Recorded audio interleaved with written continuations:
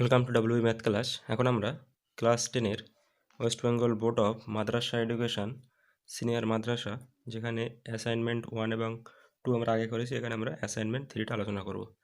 এখানে কী বলছে না, ও কেন্দ্রীয় বৃত্তের এবি ও সিডি জ্যা দুটির দৈর্ঘ্য সমান এবং কোণ এ ও বি সমান 60 ডিগ্রি এবং সিডি সমান 6 সেমি হলে বৃত্তের ব্যাসার্ধ কত হবে। ঠিক আছে, এটা ছবি আঁকলে আমরা বুঝতে পারবো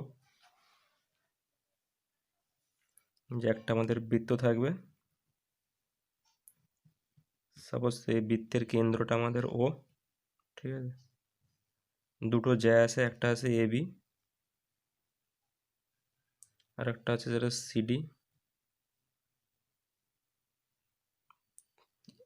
এ ও বি এই অ্যাঙ্গেলটা কত না 60 ডিগ্রি বলা আছে। ঠিক আছে, যদি আমরা এটা জয়েন করি এখান থেকে, এখানে বলা আছে সিডি সমান 6, তাহলে সিডি সমান যদি 6 হয় তাহলে আমাদের এ বি সমান, যেহেতু দুটো সমান জ্যা, তাহলে এ বি সমানও 6 হবে।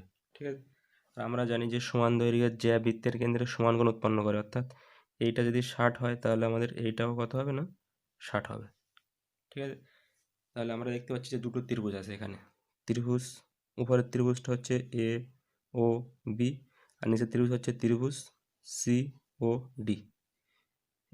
এ ত্রিভুজ এবং ত্রিভুজ এর আমরা কি দেখতে পাচ্ছি না, এ বি সমান সিডি সমান 6 সেমি, প্রত্যেকটা 6 সেমি করে। ঠিক আছে, এবং এখান থেকে যদি আমরা ধরি ও সি সমান ও বি হবে, কেননা এরা একই বৃত্তের ব্যাসার্ধ। ঠিক আছে, ও সি সমান ও বি, একই বৃত্তের ব্যাসার্ধ। আবার আমরা দেখতে পাচ্ছি যে ও এ সমান ওডি, এটাও একই বৃত্তের ব্যাসার্ধ। ও এ সমান কী হবে না ওডি, একই বৃত্তের ব্যাসার্ধ। এবং আমরা তাহলে কি দেখতে পাচ্ছি না, দুটো কোণ সমান এখানে, এবং অ্যাঙ্গেল এ ও বি সমান অ্যাঙ্গেল সি ও ডি সমান 60 ডিগ্রি, কেননা সমান জ্যা বৃত্তের কেন্দ্রে সমান কোণ উৎপন্ন করে, অর্থাৎ এই এ বি 6 সেমি যদি কেন্দ্রে 60 ডিগ্রি কোণ করে, সিডি 6 সেমি কেন্দ্রে 60 ডিগ্রি, এই এখানে 60 ডিগ্রি হলে এখানেও 60 ডিগ্রি কোণ উৎপন্ন হবে। ঠিক আছে, তাহলে আমরা কি দেখতে পাচ্ছি না, দুটো ত্রিভুজ আছে, এই ত্রিভুজের তিনটে এই বাহুর সাথে এই বাহু সমান, আর এই বাহুর সাথে এই বাহু সমান, এই বাহুর সাথে এই বাহু সমান। ঠিক আছে, আমরা দেখতে পাচ্ছি যে এই একটা অ্যাঙ্গেল 60, একটা অ্যাঙ্গেল এখানে 60, তাহলে ত্রিভুজের তিনটে কোণ যোগ করে 180 হয়। একটা যদি 60 হয় তাহলে বাকি থাকে কত, 180 থেকে যদি আমরা 60 বাদ দিই তাহলে 120 থাকে। যেহেতু দুটো বাহু সমান, অপর দুটো বাহু, তাহলে অপর দুটো কোণও সমান হবে। সেক্ষেত্রে আমরা কি বলতে পারবো না, প্রত্যেকটা কোণ আমাদের কত করে হবে না 60 ডিগ্রি করে হবে। ঠিক আছে, 60 ডিগ্রি করে যদি প্রত্যেকটা কোণ হয় তাহলে আমরা একটা কী পাচ্ছি না, সমবাহু ত্রিভুজ পাচ্ছি এখানে। এবং প্রত্যেকটা বাহু সমান আগে আমরা বলে দিয়েছি এখানে যে এই বাহুর সঙ্গে এই বাহু সমান। ঠিক আছে, এই বাহুর সঙ্গে এই বাহু সমান, এই বাহুর সঙ্গে এই বাহু সমান। ঠিক আছে, সেখান থেকে আমরা কী বলতে পারবো না, অতএব এ বি সমান সিডি সমান ওসি সমান ওবি সমান ওএ সমান ওডি। এত লেখার দরকার নেই, আমরা কি লিখবো না, অর্থাৎ বৃত্তের ব্যাসার্ধ কত হবে না 6 সেমি হবে না। এই ত্রিভুজের তিনটে বাহুর সাথে এই ত্রিভুজের তিনটে বাহু সমান, তো একটা 6 হলে প্রত্যেকটা 6, এখানে একটা চলে প্রত্যেকটা 6 হবে। ঠিক আছে, তাহলে আমরা কি বলবো না, অর্থাৎ বৃত্তের ব্যাসার্ধ কত হবে না 6 সেমি হবে। ঠিক আছে, কেননা সমবাহু ত্রিভুজের প্রতিটা কোণ সমান হবে এবং প্রতিটা বাহু সমান হবে, তার মানে একটা 6 বলা আছে, তাহলে এটা 6 মানে আমরা দেখতে দুটো সমান যায়, তাহলে এটা 6, এবং এই ত্রিভুজের তিনটে বাহুর সঙ্গে এই ত্রিভুজের তিনটে বাহু সমান, তাহলে এই একটা 6 মানে প্রত্যেকটা 6 করে হচ্ছে এখানে। ঠিক আছে, তাহলে এই ছিল আমাদের 3-এর দাগের 1-এর অঙ্ক। এখানে কী বলছে এবারেরটা না, একটি ঘনকের কর্ণের দৈর্ঘ্য 8√3 সেমি হলে ঘনকটির সমগ্র তলের ক্ষেত্রফল কত হবে। ঠিক আছে, তাহলে আমরা এখানে ধরে নিচ্ছি যে ধরি ঘনকের একটি বাহুর দৈর্ঘ্য, ধরি ঘনকের একটি বাহুর দৈর্ঘ্য এ সেমি। ঠিক আছে, তো ঘনকের বাহুর দৈর্ঘ্য এ সেমি হলে তাহলে কর্ণের দৈর্ঘ্য কত হয়, অতএব ঘনকের কর্ণের দৈর্ঘ্য বাহুর সঙ্গে √3 গুণ হয়, এত সেমি। ঠিক আছে, প্রশ্ন অনুসারে কত হবে? প্রশ্ন অনুসারে আমার বার করছি বাহু এ হলে কর্ণ √3, তারা বলছে যে 8√3, দুটো সমান হবে, √3 সঙ্গে √3 ক্যান্সেল হয়ে যাবে, বা এ সমান কত না 8, অর্থাৎ ঘনক যে বাহু পাচ্ছি কত না 8 সেমি। তাহলে সমগ্র তলের ক্ষেত্রফল কত হবে? অতএব ঘনকের সমগ্র তলের ক্ষেত্রফল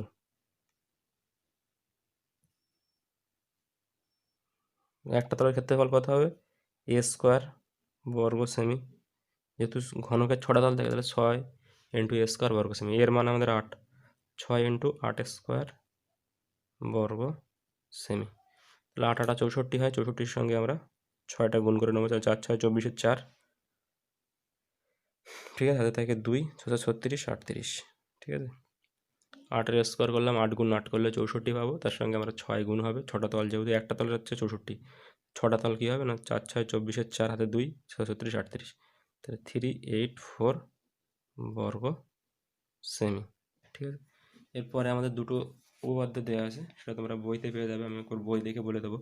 এখানে কী বলছে না, ব্যাস নয় এরূপ কোনো জ্যায়ের উপর বৃত্তের কেন্দ্র থেকে লম্ব অঙ্কন করা হলে ওই লম্বটি জ্যাটিকে সমান দুভাগে জ্যাটিকে কী করে না, ওই লম্বটি জ্যাটিকে সমদ্বিখণ্ডিত করে, অর্থাৎ সমান দুভাগে ভাগ করে।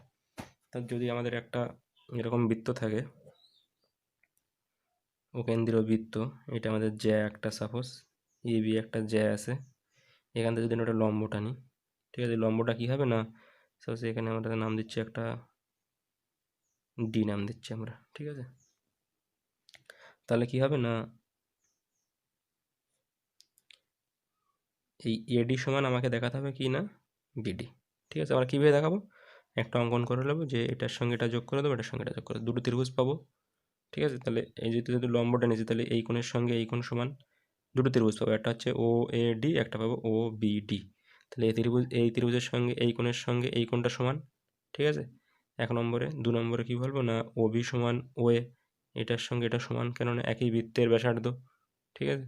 আর এই যে ওডি বাহুটা সাধারণ বাহু, তাহলে দুটো ত্রিভুজ কী হবে না সর্বসম হবে, সর্বসম হলে কী হবে না অনুরূপ বাহুগুলো সমান হবে, অর্থাৎ এডি সমান বিডি, ঠিক আছে। সেটা আমরা বই দেখে একবার বলবো, এটা বইয়ের 59 পৃষ্ঠায় আছে, তোমরা এটা ভালোভাবে বুঝে, ঠিক আছে, লিখে নেবে এবং মুখস্থ করে রাখবে। মানে কী বলছে না, ব্যাস নয় এরূপ কোনো জ্যায়ের উপর বৃত্তের কেন্দ্র থেকে লম্ব অঙ্কন করা হলে ওই লম্ব জ্যাটিকে সমদ্বিখণ্ডিত করে। প্রদত্ত কী দেওয়া আছে না, ও কেন্দ্রীয় বৃত্ত, ঠিক আছে, এই যে ও কেন্দ্রীয় বৃত্ত আছে, বৃত্তের এবি ব্যাস নয় এর উপর একটা জ্যা, এটা একটা ব্যাস নয় একটা জ্যা এবি, এবং ওডি এবির ওপরে লম্ব, ঠিক আছে। প্রমাণ কী করতে হবে না, ওডি, এই যে আমরা একটা নিয়েছি ওডি, এই এবি জ্যাকে সমান দুভাগে ভাগ করে, অর্থাৎ সমদ্বিখণ্ডিত করে, অর্থাৎ এডি সমান বিডি হবে, ঠিক আছে। অঙ্কনটা কী বলেছে না, ও এ আর ও বি যুক্ত করা হলো, ঠিক আছে। প্রমাণ বলছে যে ওডি এবি জ্যায়ের উপরে লম্ব, তাহলে দুটো ত্রিভুজ উৎপন্ন হয়েছে, একটার নাম কত ও ডি এ, আর একটার নাম কত ও ডি বি, দুটো সমকোণী ত্রিভুজ। সমকোণী ত্রিভুজের একবার আমরা কি বলছি, ও ডি এ সমান ও ডি বি, মানে এই কোণের সঙ্গে এই কোণটার নাম, এই কোণের নাম, এদিকের নাম হচ্ছে ও ডি এ, আর ওদিকের নাম হচ্ছে ও ডি বি, প্রত্যেকে এক সমকোণ, দুটো কোণ সমান। অতিভুজ, এই ত্রিভুজের অতিভুজ হচ্ছে ও এ, ওই ত্রিভুজের হচ্ছে ও বি, সমান, কেননা একই বৃত্তের ব্যাসার্ধ, এবং ওডি এটা সাধারণ বাহু, তাহলে এই ত্রিভুজ এটা হচ্ছে সর্বসমের চিহ্ন, এদিকে ত্রিভুজের সঙ্গে ওইদিকে ত্রিভুজটা সর্বসম, ঠিক আছে।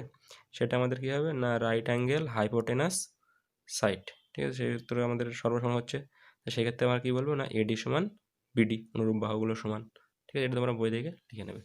এর পরেরটা কী বলছে না, কোনো বৃত্তের একই বৃত্তচাপের দ্বারা গঠিত সম্মুখস্থ কেন্দ্রস্থ কোণ ওই চাপের দ্বারা গঠিত যে কোনো বৃত্তস্থ কোণের দ্বিগুণ হয়, ঠিক আছে। এটাও তোমরা বই দেখে লিখে নেবে।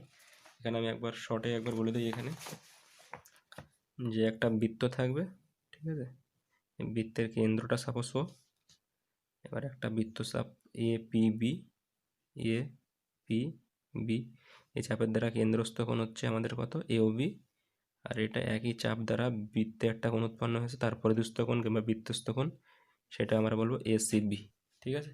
আমাদের কি প্রমাণ করতে হবে না, প্রমাণ করতে হবে যে কোণ এ ও বি যা হবে দুবার কোণ এ ও এসিবি করলে তার সঙ্গে সমান হবে, ঠিক আছে। এখানে আমরা একটা অঙ্কন করব কি না, এই সিওটাকে যুক্ত করে আমরা ডি পর্যন্ত বর্ধিত করব, ঠিক আছে। তাহলে এই দিকে একটা ত্রিভুজ হবে, এই দিকে একটা ত্রিভুজ হবে। এদিকে ত্রিভুজের নাম কি? এ ও সি, আর এদিকে ত্রিভুজের নাম কি? বি ও সি। ঠিক আছে, তো প্রথমে আমরা এইদিকে ত্রিভুজ নিয়ে কাজ করছি। ত্রিভুজ এ ও সি, এই এ ও সি থেকে পাই কি পাবো না, এই ত্রিভুজের আমরা দেখতে পাচ্ছি যে এই বাহুর সঙ্গে এই বাহু সমান, একই বৃত্তের ব্যাসার্ধ।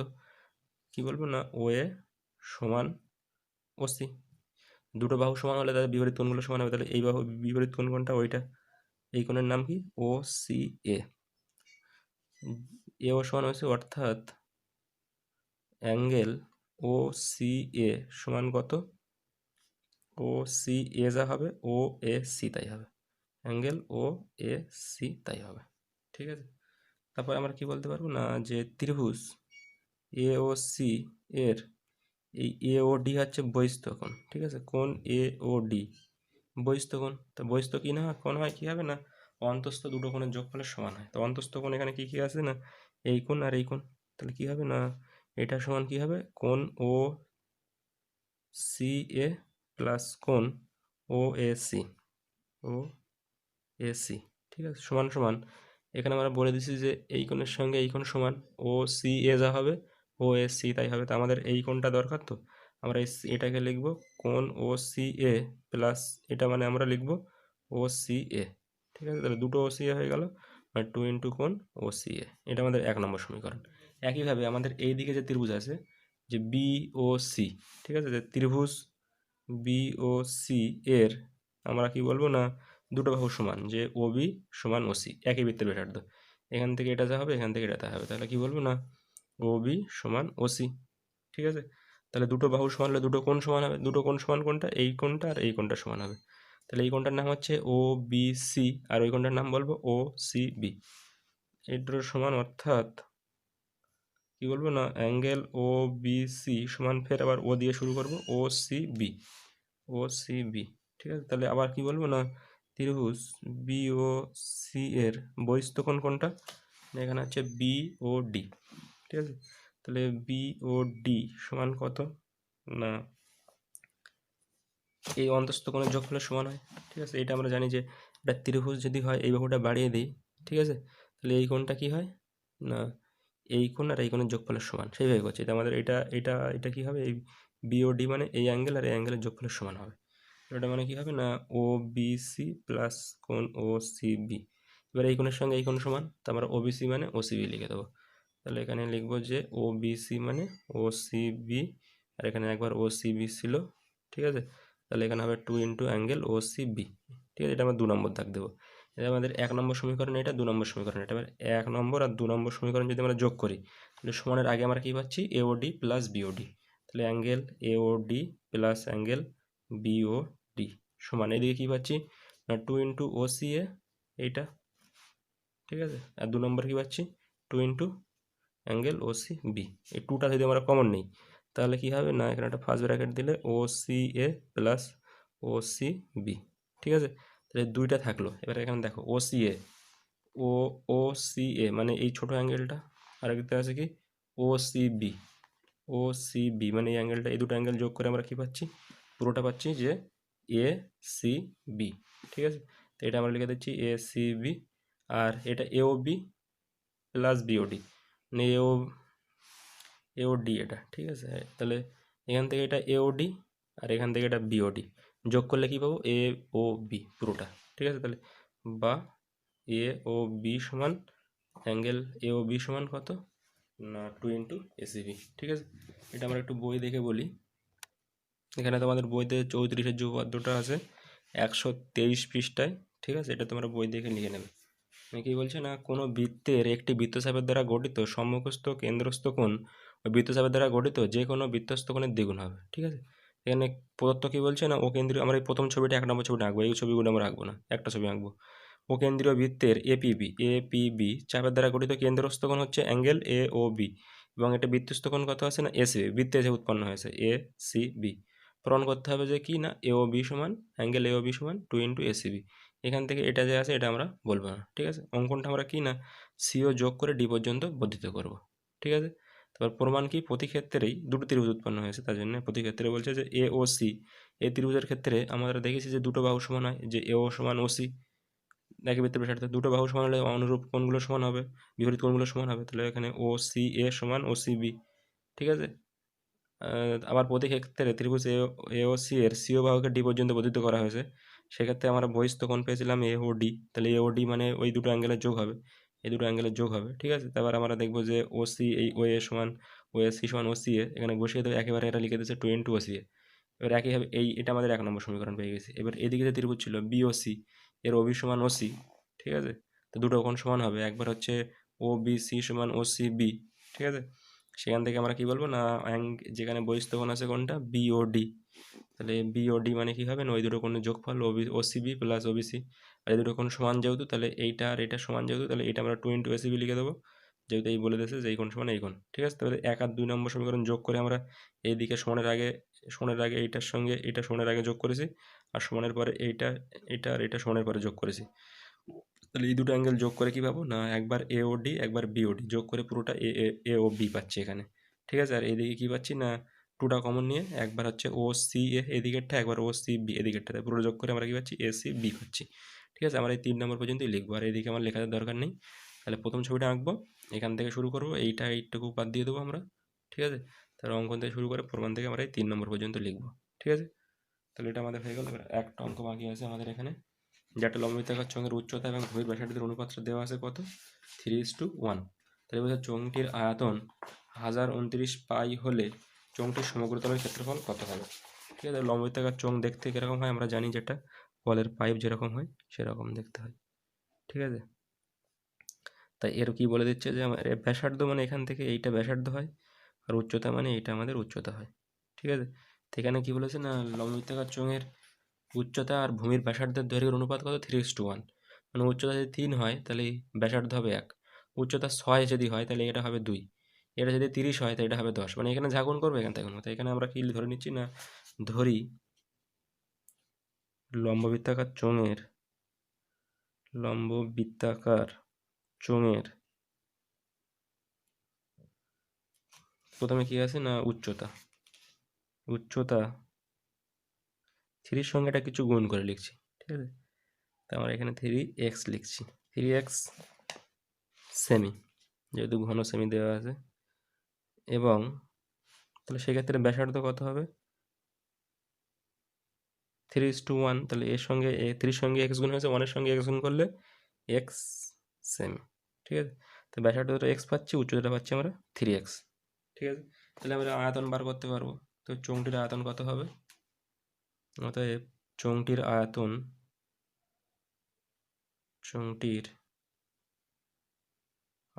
হবে কত হবে না, পাই ইন্টু আর স্কোয়ার, আর মানে আমাদের এক্স স্কোয়ার ইন্টু এইচ মানে 3x এত ঘন সেমি, ঠিক আছে। প্রশ্ন অনুসারে কি হবে,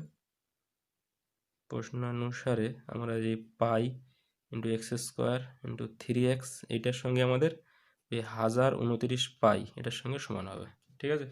এখান থেকে আমরা এক্সের মানটা বার করতে পারবো, বা এই পাইয়ের সঙ্গে পাইটা ক্যান্সেল হয়ে গেল, 3 আর এক্স স্কোয়ার আর এক্স গুণ করলে এক্স কিউব ইজিক্যাল টু 1029, বা এক্স কিউব ইজিক্যাল টু 1029, একে আমরা 3টা গুণ আছে 3 দিয়ে ভাগ করে দেবো, 3 দিয়ে কাটলে 3 তিরিক্ষে 9, 1 থাকে 3 4 12, 3 তিরিক্ষে 9, ঠিক আছে।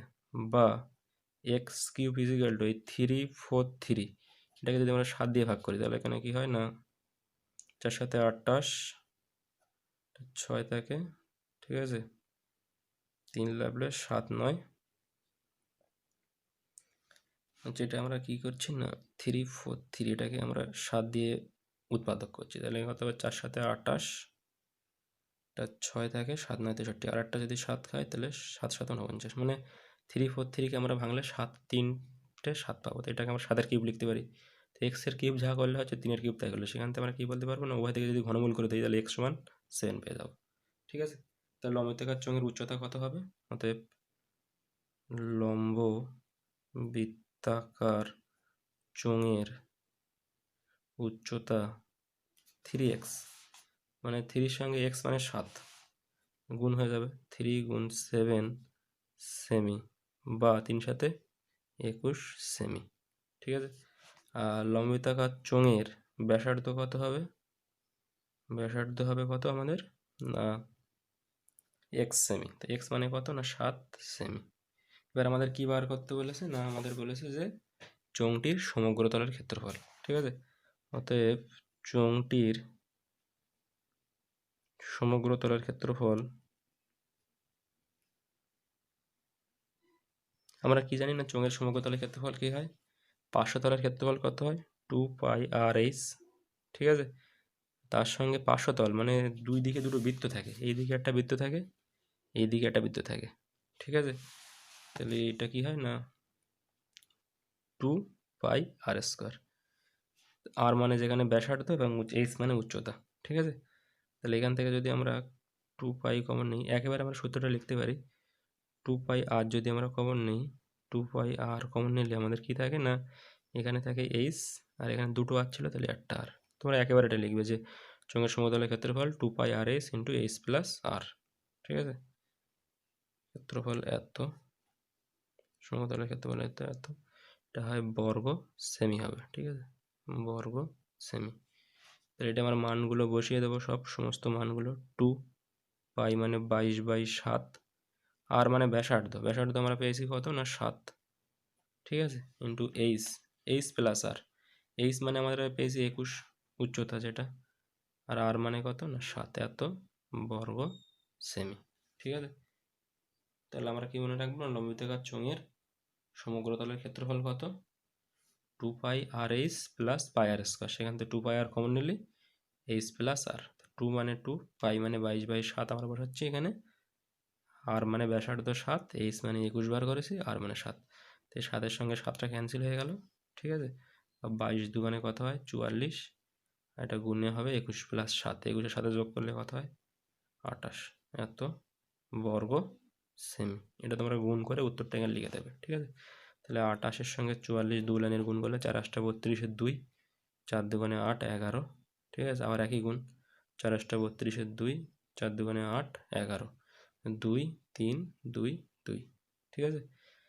এটা 2 হচ্ছে, এটা 3 হচ্ছে, এটা 2 হচ্ছে, ঠিক আছে। এই 2 2 আর 1 3, 1 আর 1 2, এটা 1 হবে, ঠিক আছে। তাহলে কথা হচ্ছে না 1 2 3 2 বর্গ সেমি, ঠিক আছে। তাহলে আমরা ক্লাস 10-এর অ্যাসাইনমেন্ট 1 2 এবং 3টা কমপ্লিট করলাম, ঠিক আছে। এই ভিডিওর নিচে আমরা অ্যাসাইনমেন্ট 1 এবং অ্যাসাইনমেন্ট 2 এর লিঙ্কটা দিয়ে দেবো, ঠিক আছে। যদি তোমাদের দেখা না হয়ে থাকে তোমরা আরেকবার দেখে নেবে, আর যদি দেখা হয়ে থাকে তাহলে খুবই ভালো। আর যদি তোমাদের কোনো প্রবলেমস করতে সমস্যা হয়, ঠিক আছে, তাহলে তোমরা এই নম্বরে হোয়াটসঅ্যাপ করতে পারবে, ঠিক আছে। যে কোনো প্রশ্ন 9735762250, ঠিক আছে। আমরা প্রশ্নগুলোর সমাধান দিতে চেষ্টা করব। And thank you for watching.